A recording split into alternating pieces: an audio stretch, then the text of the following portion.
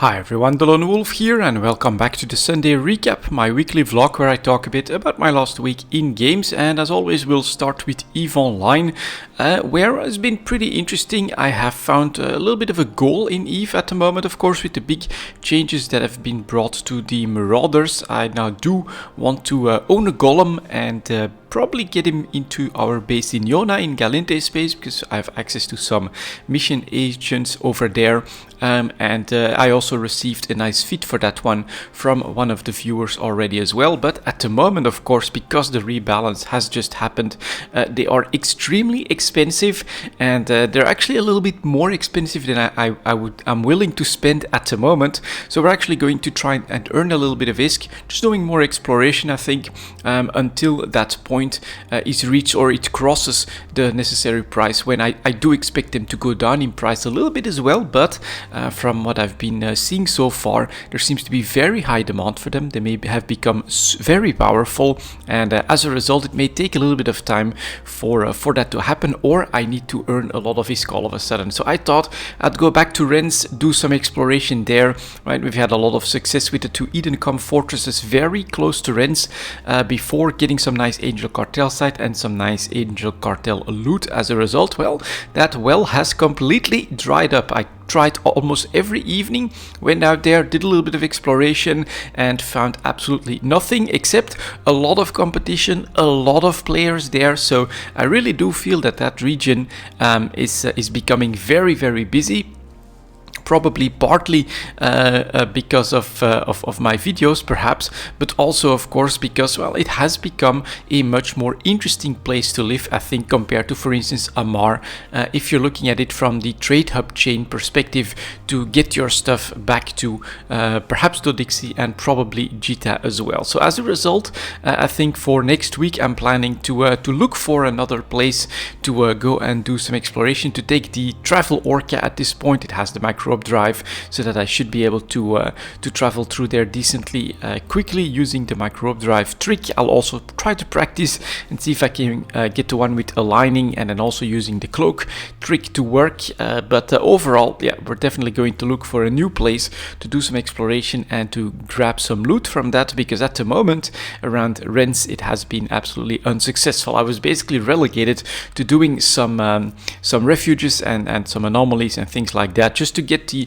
necessary NPC kills for the free skill points, and then also to maybe hope for an escalation, but most of those ended up in low sec. So not a great week for me for exploration, also not a lot of time spent there, I have to be honest, but that was the big advantage there, very close to a small trade hub, and then just, you know, check 5-6 systems and usually I would have some success there, and that was not the case last week.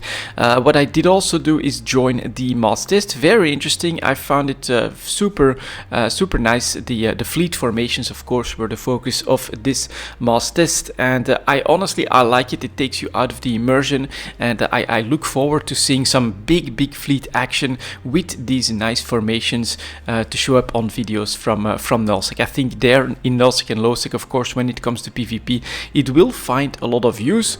I think in bigger fights you may actually see the standard formations, but I think, of course, for the smaller groups especially, that you will see a lot of that formation that basically allows you to warp the fleet in the same formation it's actually at before the warp. I do think that that will be used a lot to, like, catch people in anomalies and things like that, because it should allow you to then put your point, your fast ship that's going to tackle the enemy. It should, you know, allow you to basically aim that one like an arrow before your fleet, and to have that catch a lot of stuff. I think once players get a good feel and you get some veterans, you could say, with that mechanic, that they will become very effective at catching targets in anomalies and things like that, because you'll basically have the option to, all right, that's the right align, that's the right distance for that specific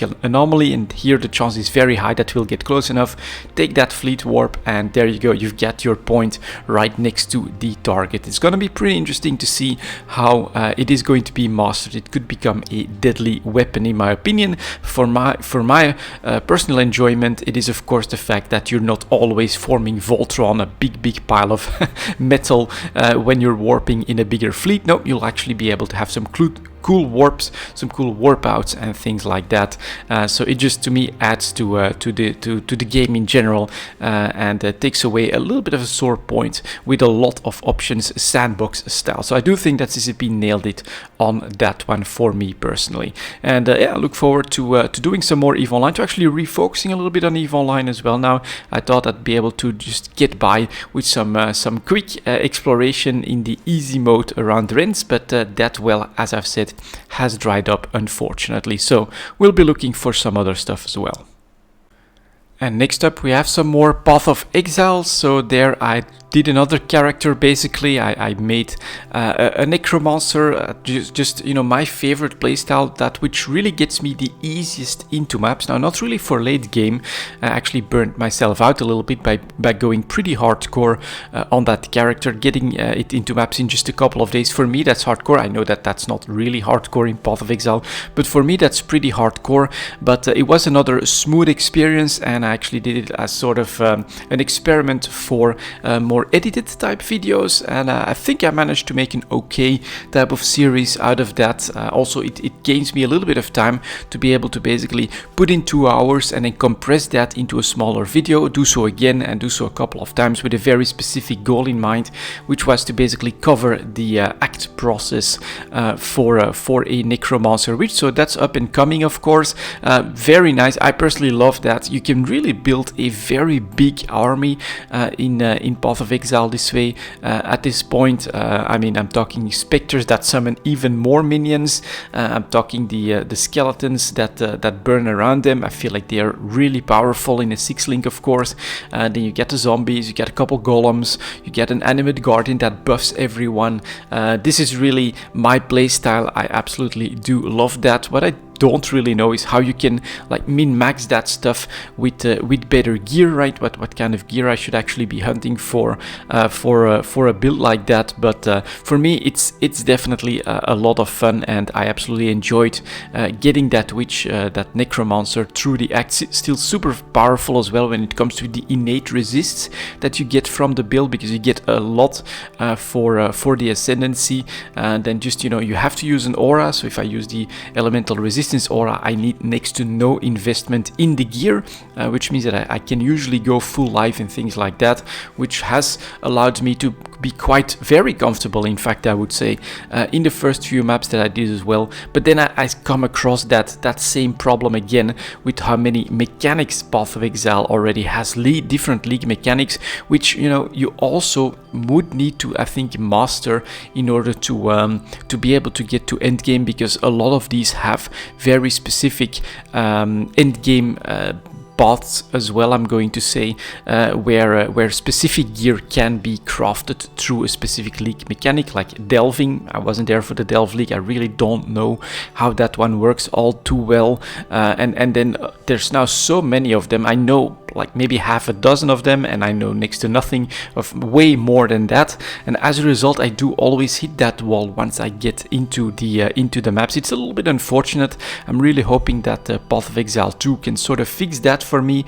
It's definitely on my radar, and I'm hoping to be able to get in from day one so that I can experience all the leagues and that I can actually make my way to that end game once that game hits. But for the base Path of Exile 1 game, I would say at this point I still have a lot of fun, which may be a little bit surprising, but it has so many options that it is a lot of fun to find a couple of builds that for me are easy to get into the maps, and then to have options with maybe some specific gear that has dropped, or just some new skill gems that I want to try. They always or almost always rebalance some stuff as well, add in some new abilities from time to time, like the hydrosphere and things like that. Very cool mechanics that I definitely want to try out from time to time as well. So it just has so much replayability that despite the fact that I can't really push myself to master endgame, I can still absolutely enjoy Path of Exile for quite a while in almost every single league. So yeah, still doing a little bit more Path of Exile. I'm also doing a little bit of Space Engineers as well, but I don't have any footage for that. I'll probably cover that a little bit later. But that was my week in games, guys. Some EVE Online and then some Path of Exile mostly. That's it, and thank you very much for watching, and as always, I'll see you next time.